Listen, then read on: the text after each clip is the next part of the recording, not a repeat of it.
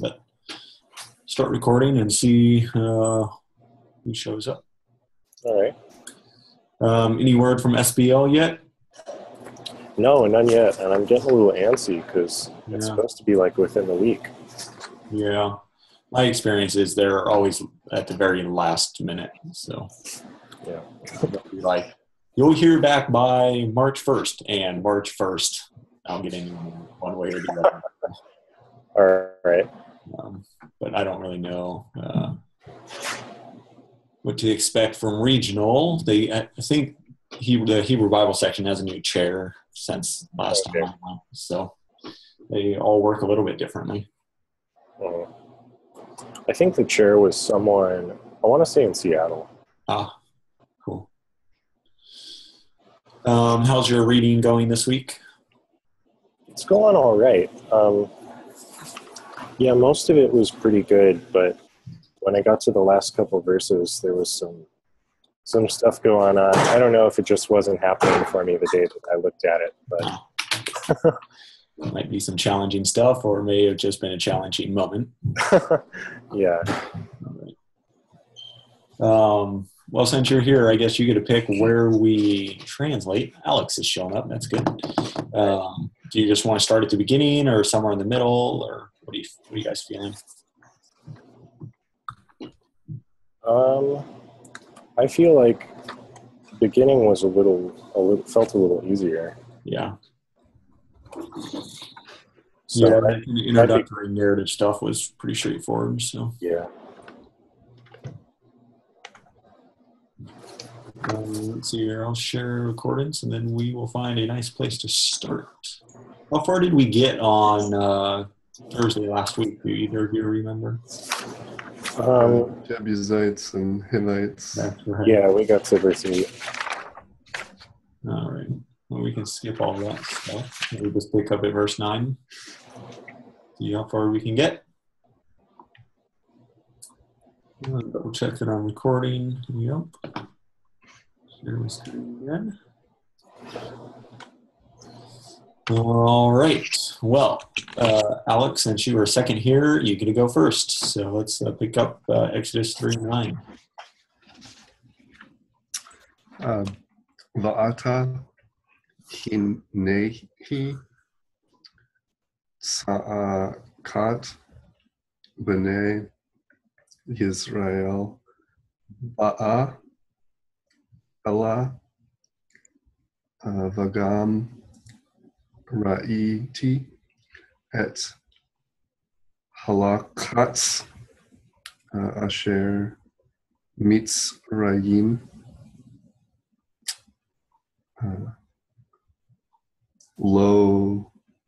lokatsim otam. Tough. Okay. And now, behold,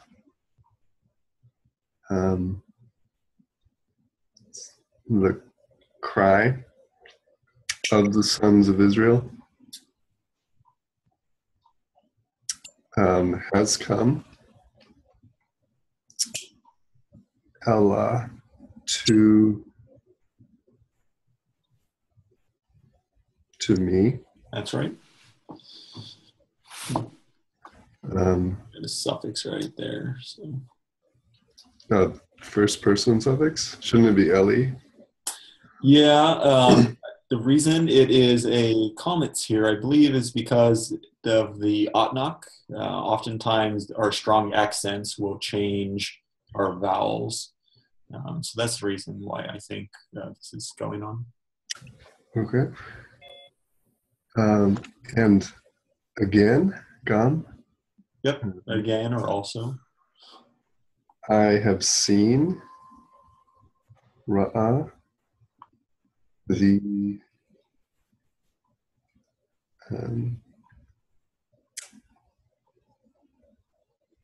oppression or something. Words, lachutz is oppression. Lachatz. Which Egyptians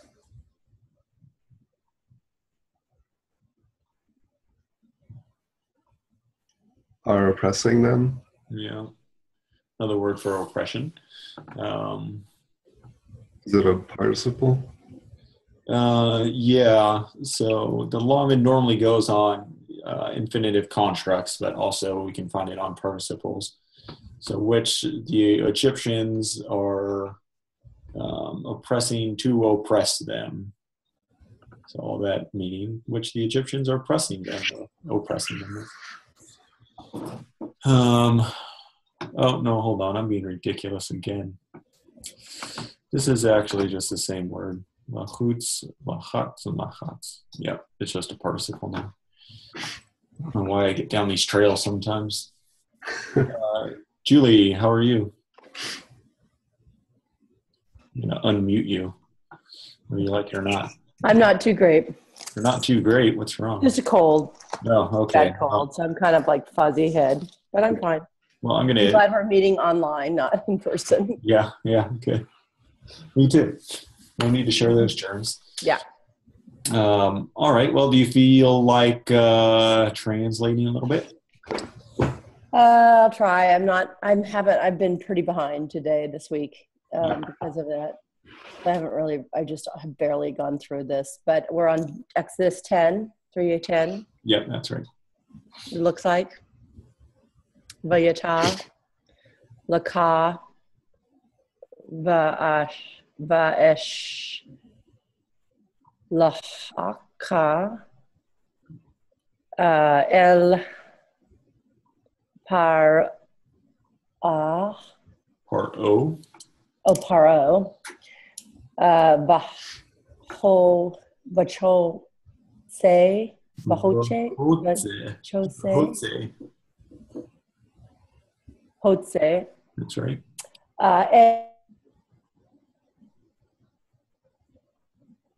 Labani, Israel, Mitz, Raim. That's right. Mitzrayim. Cool. So, quite sure where we are. Well, is that taking the time? Yeah. I don't even know what that first verb is. Now. Okay, now. I always have the hardest things on these little words like that. Yep. Mm-hmm. It's crazy. Now,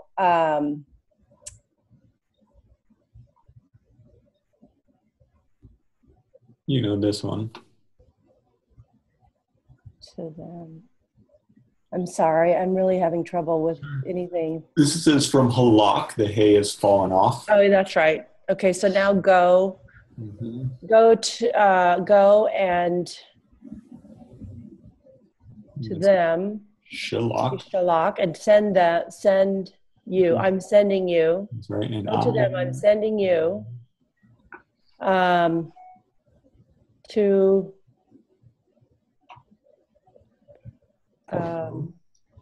Pharaoh. I'm sending you to Pharaoh. Okay, these are pretty basic. And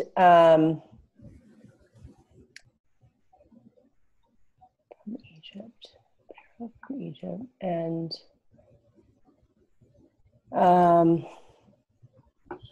this is from Yetzah. Do you remember Yetzah? Yetzah to go out. Okay. But it's in the Hifil. So it will normally be translated as bring when it's in the Hifil. Okay, so, and bring to the people, upon the people, or bring? Bring my people. My people. Namely, these people. The children of Israel from Egypt. Gosh. From Egypt, that's right. Oh my gosh. You made it. I barely. Okay, I'll try to get in the groove here. No problem, no worries. Do you want to pick it up from there? Verse 11. All right. Vayomer Moshe El HaElohim Mi Anochi Ki Elek El Paro V'chi Otzi Et Bnei Yisrael Mimitzrayim. And Moses said unto God, Who am I that I would go unto Pharaoh, and that I would bring forth the sons of Israel from Egypt. That's right. Good,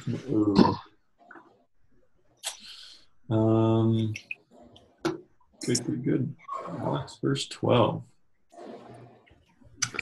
Vayomer ki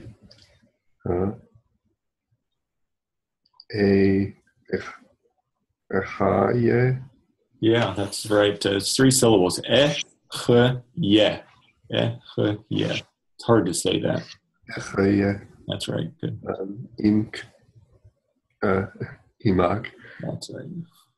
V'ze laka.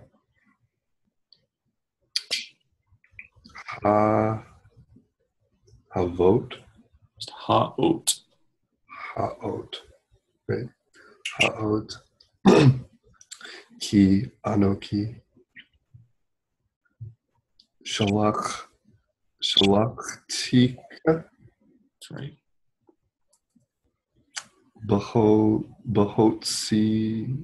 Bahotsiaka. Mm-hmm. Et ha'am mitzrayim ta'av dun. That's right. Dun. Ta'av dun. Et ha-Elohim al hahar hazeh. Good. These are long verses. There, he said Mm-hmm. that, or does it have to be translated, or can it just introduce direct speech? Yeah, it doesn't have to be translated, but I think here it probably should be. He said that I will be with you. And it's not, I don't think here, and he said that. I think it's, and he said, quote, because I will be with you. So Moses up here says, who am I that I should do all these things? He says, you are who you are because I am with you.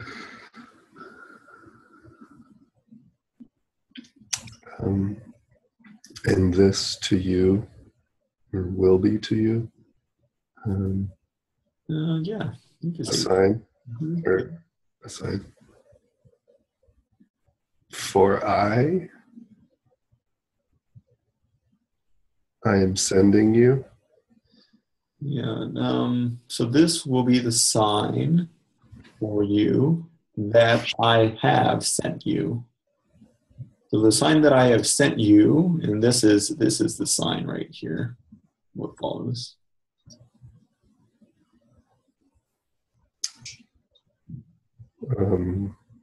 In your bringing out Mm-hmm. the people from the Egyptians. From the place of Egypt. So this is just Egypt.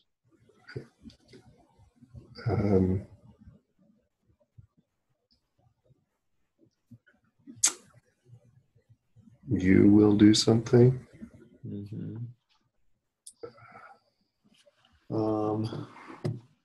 So avad can mean several things. Let's move this little box out of the way so I can see to work or to serve. Some people, as you see in the instant details, NRSV is translating this as worship, but it's literally the word for service or work, or when it's a noun for slavery, to be a slave. So you can translate it however you want, I suppose, but you will serve God upon this mountain. This one, yeah. Tov mode. All right, so let's take a closer look at this verse. So Moses says, who am I that I should go to Pharaoh and do these things? God says, because I am with you, and this is the sign that I have sent you. When you cause to come out the people from Egypt, you will serve God upon this mountain. This is the sign that God has sent them, but when does this sign actually happen? when there's worship, when there's service. They'll know that that happened after you become his servants or you start doing what God wants done, right? Uh-huh. Well, and I'm wondering in relationship to where Moses is right now, Moses is saying, how do I know that I am the one that should do this, right? He's really just wondering, like, I don't really trust this situation. This doesn't seem right. And it's already happened. Yeah, and he's saying, well, I'm going to give you a sign, but that sign, you're not actually going to get that sign until after you have done what I have asked you to do. Oh, wow, that's so crazy. Yeah, God's a little crazy like that. I mean, I'm looking for a different sort of sign in this moment, like Gideon, I want the cloth with the dew or something like that. But Moses doesn't get anything like that. He's just like, you're going to do what I say, and then once you're done with that, you will know that I sent you. So I find this verse a little bit challenging, just because God's being rude, I think. You think so? I don't at all. I think it's so cool. I think that's really cool in terms of like God says, just do stuff and trust. And then as you begin to see those fruits in your life, you'll know that I was in that. It's like being faithful in your marriage or things that are hard that you go through that you just slug through, but then you realize that was so great all along, Yeah, you have little faith, Jared. Come on. You seem like an optimist to me. Oh, Katie. No, I'm not an optimist. In here. Just a few minutes. I was late. You normally get the doorbell. Are there supposed to be a doorbell? Yeah. How do you get the doorbell off? Because I snuck in the back. It's fine. Well, good, because you've got the. So I noticed on this little sheet that you gave us, you've blued it all. That's all blue. This interpretive issue just for this discussion that we're having right now. Yeah, I mean, when I read through this, anything that gives me pause and makes me think, I highlight it, right? So it's really an interpretive issue for me. You may not struggle with it at all. You may just be like, oh yeah, this is how God works, and it's great. But I'm in Moses' shoes. I feel like this is not what Moses wanted to hear. No, that's true. This is just how, in the moment when I'm a character in this story, it's like, oh, come on, God. This is not. But doesn't Moses get the rod and turn it into a snake and all these things? He does in a little while, yeah. Yeah. Those are signs, he keeps coming back at God, right? He's like, hey, God, who am I that I should go to Pharaoh? And God says, well, I will be with you. And then he says, well, what if they ask what your name is, right? And then God answers that question. And then Moses says, well, what if, they don't accept that answer? And he says, well, okay, well, here's another, right?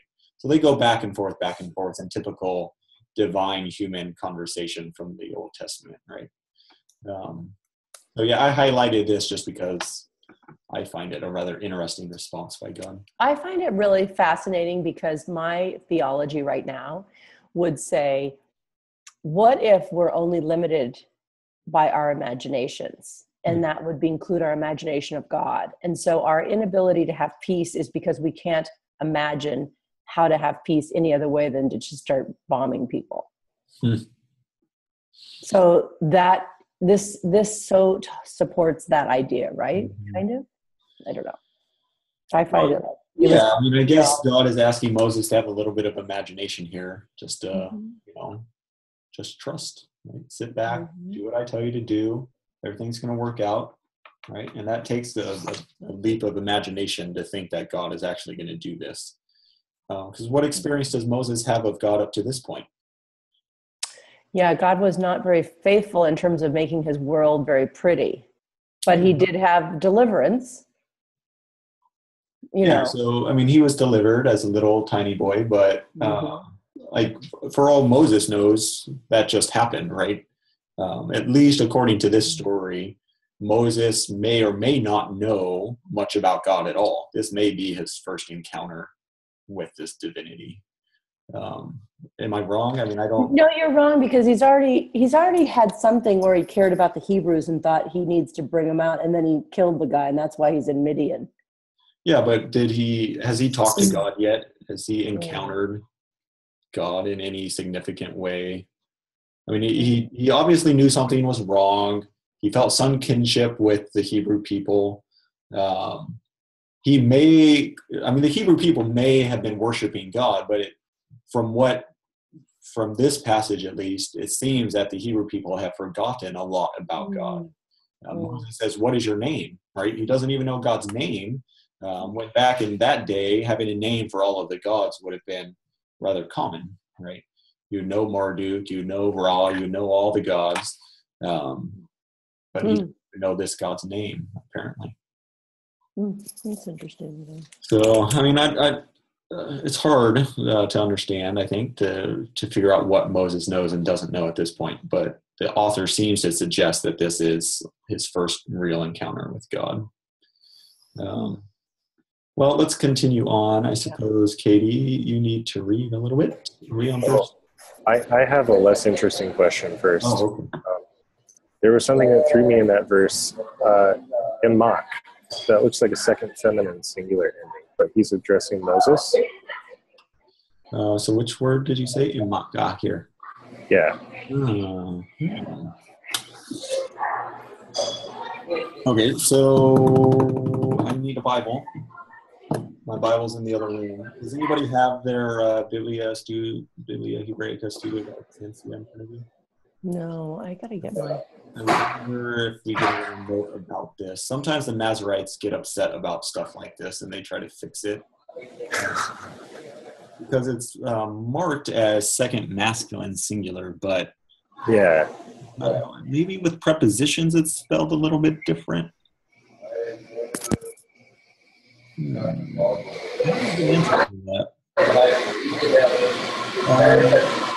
your textbook in front of you? Yes. Somebody's making noise in there. Okay. Oh, they're brewing coffee over here. Oh yeah, the coffee people. That's all right. You might check up suffixes with prepositions. I think there's a lesson on that. And second masculine singular might be spelled different when it is attached to a suffix. The reason for that, I think, is that it's a closed syllable here. Yeah, I'm with you that this looks a little odd to me. Down here is what you expect. Oh my God, that is so bad. Who's this? That? Is it like literally the Starbucks thing or something? Yeah, Jonah's Yeah, they're stealing. Oh my gosh, it's like raw. I have my thing way loud. That might be a problem. You probably have headphones in too. I have headphones, yeah. All right. Well, while Jonah works on that a little bit for us, we can. So what Jonah's essentially saying is we expect the second masculine singular suffix to look like this. Right. We have it looking like this. Oh, okay. Just in terms of. Oh, instead of having the sound. Yeah, normally it's ka and feminine ka. So short of this being an error, which sometimes it is, but normally, in accordance at least, they would have the Kere Ketiv mark. So the Kere would be listed after this one, but it's not here. So then I must assume that sometimes the suffix is spelled different with prepositions. But so the ka is feminine, is that right? I didn't even notice that. I didn't even know that. That is a feminine suffix? Well, I mean, that's what usually it is. And the feminine suffix is spelled like this, but it's not preceded by comments, I don't think. And I'm not going to be able to give you a good answer without one of my grammars in front of me, and all my grammars are in the other room, and I don't feel like walking, 10 feet to get it. So we've tasked Jonah with it. Until then, let's have Katie read verse 13. Cool. Vayomer Moshe el ha-Elohim, Hine Anoki va el bnei Yisrael, va'amarti lahem Elohei avot echem shalachani eleikim v'omru li ma Shemo, Ma Amar, Eleihem. All right. Since you were reading so well, I'm going to be picky and correct small things. This is Va'amaru.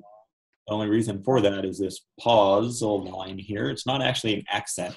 It's telling us that this is, while it looks like a closed syllable, it's going to be 2 syllables because of that little line right there. Okay. So a small thing, but that's actually important because if it was v'omru, then it would be first person common singular imperfect. But here, v'amaru is third common plural perfect. So, because it's a weak verb with the aleph and the imperfect, the 2 olives come together With the mark. O vowel. But in the perfect, just have the A vowel. So Masoretes are pretty particular about how all of this stuff works, and they put a little line in there to make sure that we know it.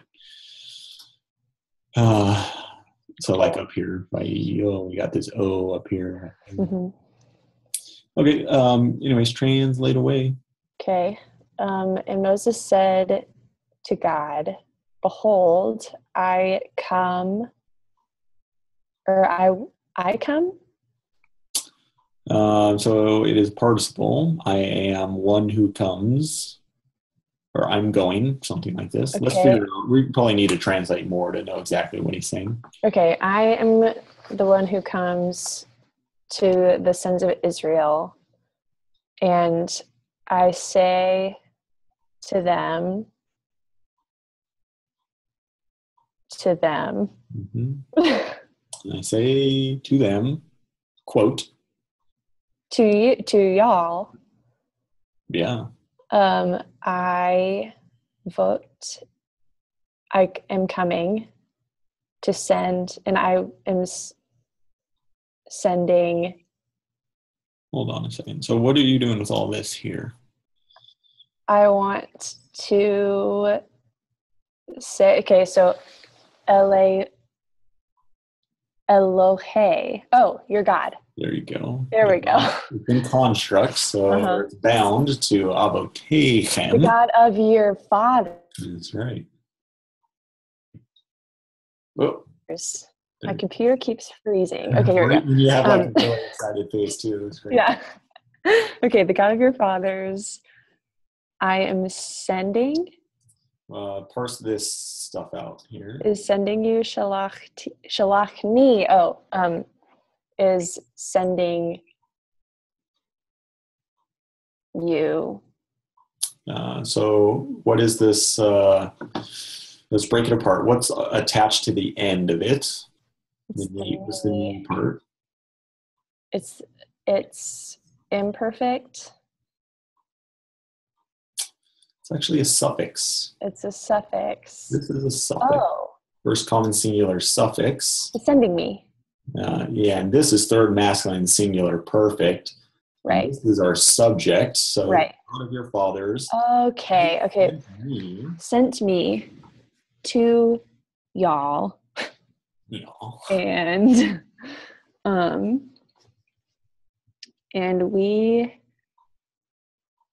he said to me, they said to me. So the gods. So they said to me, what? The they here is still these people. So, and I will say to them, specifically these, the sons of Israel. Okay. And they will say to me, what is his name? What are we calling to them? All right, so now let's parse out this verb. We just talked about why this is not first person. Right. So why is this one first person? That looks like a construct or an infinitive or a participle or something like that. Well, it does, doesn't it? But because it is an irregular verb with the aleph, first common singular. So normally there's 2 alephs, right? You would have a aleph plus your first common singular aleph for the imperfect. But you can't have 2 alephs in a row in Hebrew. So you get rid of one of them, and it becomes Omar instead of Amar. Okay. First common singular. So what should I say? What should I say to them? Okay, so they, okay.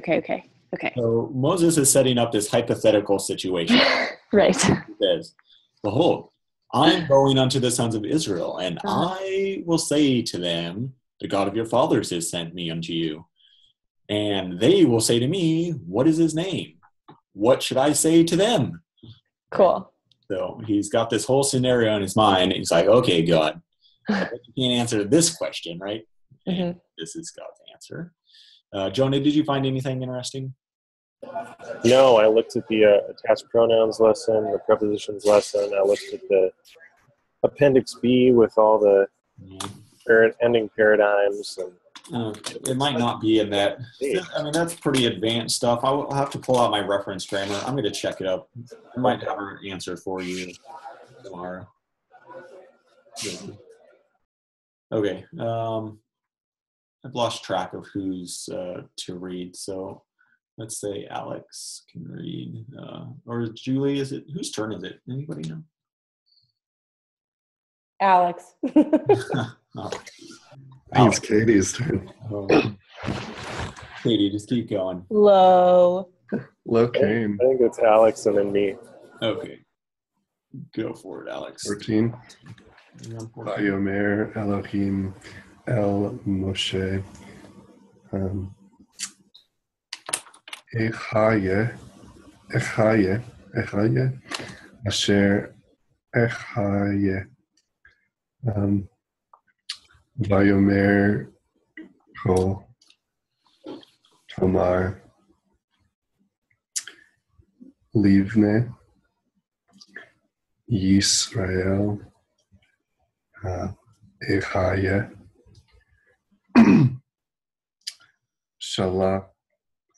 Shalachani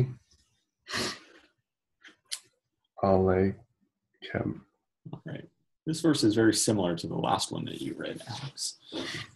Nice. Yeah. God said to Moses, I will be who I will be. And he said, thus,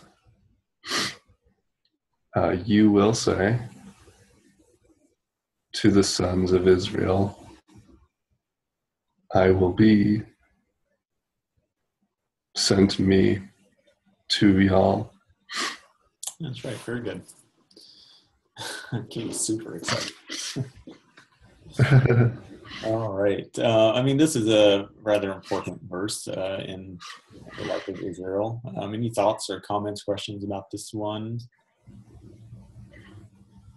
Grammatically, it's pretty straightforward, I think, but the meaning of this is important. So what is God saying with I will be who I will be? What kind of answer is this to Moses' question?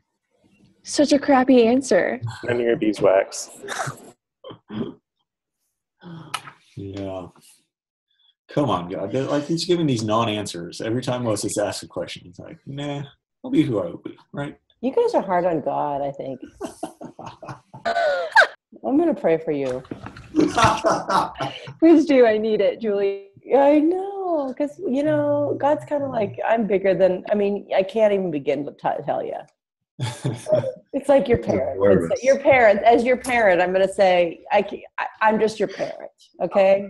That's all I can tell you. It's just do what I say. Don't ask me questions. That's such a great answer.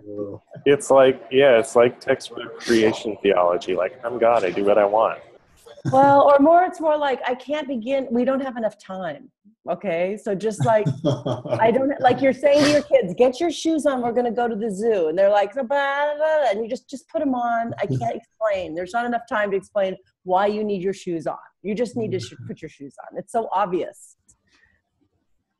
That is such a great, I've never thought of it like that. When you have become a parent, you start to look at God differently. Like, oh my gosh, this is exactly what God's been trying to, like, when are you going to get it? It's like so easy. It's so easy. But you just are just going to be difficult because you don't want to put your shoes on, or you want your mom to put your shoes on. It was just like, I just took my shoes off. Why am I supposed to put them back on? Yeah, why are you sending me when you told me this is holy ground? You took my shoes off, now I have to put them back on. Do I put my shoes on?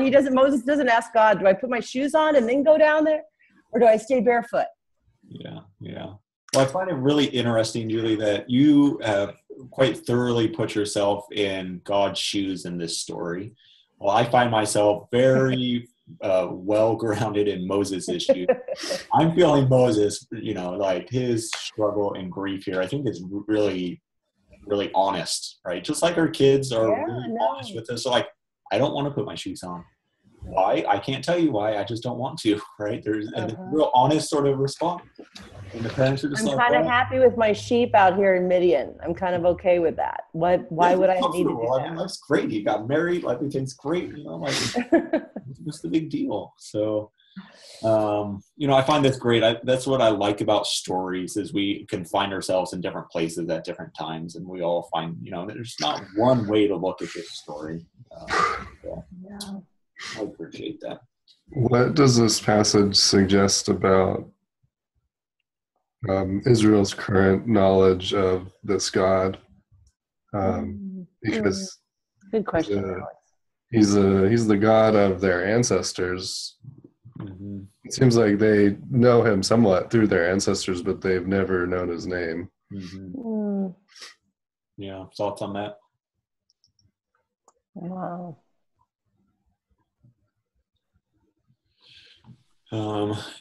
I think how I'm reading this story so far is that the Israelites know that they're like you just said, like their ancestors had a God different than the Egyptian God. They've lost all knowledge of that God. It's been 400 years, so we can't really blame them, I don't think. And that's one of the questions that you would ask, right? The God of your fathers talked to me and sent me to you. How would you test that information? Well, you would want to know, one of the questions that you could test Moses with is, what is this God's name, right? I don't know if the Israelites knew the answer to that, though. Maybe they were testing him and they knew the answer, or maybe they weren't. Maybe they didn't know the answer and they just were like, okay, great. Well, let's get to know this God a little bit. I mean, yeah, but even the name given isn't really a name anyway, so we're never really told what his name is. Yeah. So he refuses to actually answer the question. He answers it in only the way that God/parent could do. In verse 15, we get a little more information about this God, because God continues to answer the question. So maybe let's translate 15 and then debate how much knowledge Israel had of their forefathers' divinity. I have no idea. So who's up? Who wants to read 15? Oh, I think I'm up. All right, go for it, John. Oh. You can scroll up a little bit. On it. Go. Vayomer od Elohim el Moshe, Ko tomar el bnei Yisrael, Adonai Elohei Avotechem, Elohei Avraham, Elohei Yitzchak, Velohei Yaakov, Shelachani Aleichem Ze Shemi Le'olam V'Ze Zichri Ledor Dor. All right. Beautiful verse, man. We got to get Brian to get this tattooed on his arm or something. Yes. It's fantastic. All right, translate it for us.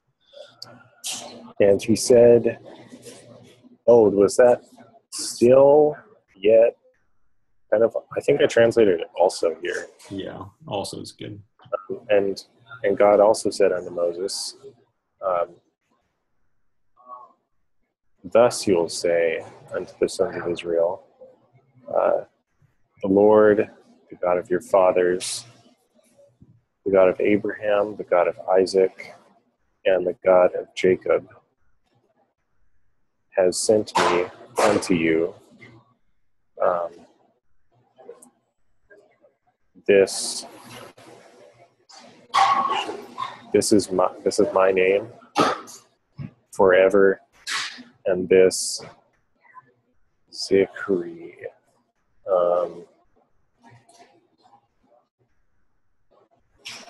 I don't remember. Remember. Oh, right. Okay. And this is my memory. Door. Generation. Oh, right. Forever and ever. For Yeah, generations. generation upon generation or something, for generation to generation. We kind of want another preposition like right here, but we don't get it. So in English, we have to supply something to help. All right. So we finally get God's name, his actual name, which seems to be built off of this, right? So we see some similarities between them. This is first person imperfect. If we were to parse this out, if we were to actually parse this name, what would you think it is? Like, if it wasn't a proper noun, if you saw it in like different context, not a proper noun, what does it look like? It looks like a third masculine singular. Yeah. And which conjugation? I would say imperfect. Right. So just like this one is a first common singular imperfect, this looks like a third masculine singular imperfect. So his name changes a little bit here. So I will be who I will be. But when other people say his name, he is who he is, right?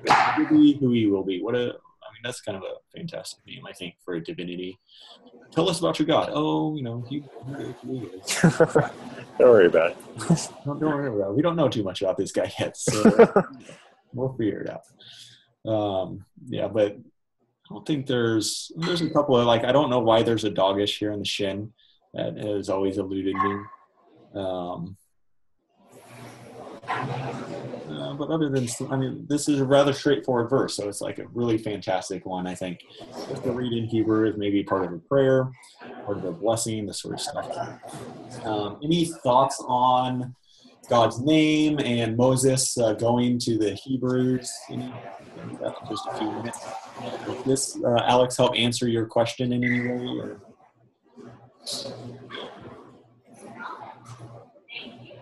We still got the question. Same question. Well, I thought the use of the imperfect was interesting as opposed to the perfect. Mm-hmm. If we think of imperfective and perfective aspects, it's like the idea of saying I am or I will be, and you can't see the beginning or the end of it. I think it contributes to this sort of ambiguous answer, kind of like a non-answer. Like, I'll tell you who I am, but it's sort of a non-answer, and the way that I tell you contributes to that. Yeah, it compounds the ambiguity here, right? And our translations run over that issue, right? I am who I am. I am has sent me. It's such a traditional way to look at the divine name, but if we're going to be kind of true to the imperfect, then we can't translate it as a complete. The knowledge of this event is not complete. It is ongoing. So either in the present tense, I guess I am in the present tense, if we're thinking that way, is possible. But I like I will be. I think that is probably more appropriate translation here. Or maybe we should just leave it untranslated. Be like, yeah. Yeah, well, that seems great to me. And I guess maybe people would assume that's a proper name or something. Yeah. Well, and that's how he answers this question, right? So maybe not so much here. I am who I am. Maybe he's saying this is my name, but down here, this seems like this is functioning as a proper name, right? Tell the sons of Israel, Ehyeh has sent me unto you, right? That'd be like putting Jehovah or something in this spot, right? Although Jehovah is kind of a problem in itself. So I've read different translations where the words Ehyeh, Asher Ehyeh, it's it says I am who I am and I will be who I will be. So it's like a whole long phrase, but really in Hebrew, it's just those 3 words, right? So they're trying to capture all the potential meanings of this. Yeah. I don't have any of those cool translations, I don't think. Maybe Maybe the NIV, obviously. And it's Ehyeh Shalachani. Mm-hmm. Wow. That's just really, really cool. I think so. Okay, friends, I have to go. I love you all. Bye. All right, see ya. I don't have any Greek because I never actually look at the Greek anymore. It's Egoemi Ha'on. What does that tell you, Greek scholars? Well, it's the Ha'on is the present participle. Substantive participle. Noun. I am the one who is. Yeah, so present tense there. That is a possible use of the imperfect in modern Hebrew. My understanding is that the perfect is used for past tense, the imperfect and the participles are used for present tense, and the imperfect is also used for future. The imperfect being used for present tense is not that common in the Hebrew Bible. It's not my first kind of go-to possible translation. So, but I guess it's possible if, you want to translate into Greek. Got to do what you got to do. Could it be "Let me be who I will be" or something? So you're saying like it's either the hortative or it is an irreal imperfect. And I like that. Just let me be who I will be. Stop trying to put me in a box with a name. It's so lame. Julie has totally just like started praying for us and has stopped dialoguing about this. No, that's not true at all. I'm just trying to follow along. I'm kind of behind, like on which I get what you're talking about, but it's pretty interesting. I'm trying to think about what a Jewish rabbi had said something about that of I am, that there's not, I don't know. I can't remember. I have to think about it. Mm-hmm.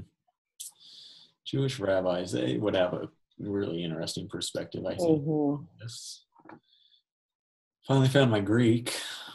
Moses, I am who I am. Yeah. Man, I should take a Greek readings class. It's been too long. I find these phrases interesting when we get into the Gospel of John and Jesus' use of ego, eimi. But that's for a different class. All right, well, it's 10:03, so I've stolen 3 minutes of your time. Thank you. Oh, okay. We'll translate all of this tomorrow evening, I think. I think we'll probably have time to do all of it. And we'll do a little bit more grammar. The quiz is vocabulary, so vocab in the section. I don't know. There's 50 words there. So good luck with it. Okay. Thank you. Yep. Any questions before we go? Comments? All right. Well, Toda Rabah, hit the road.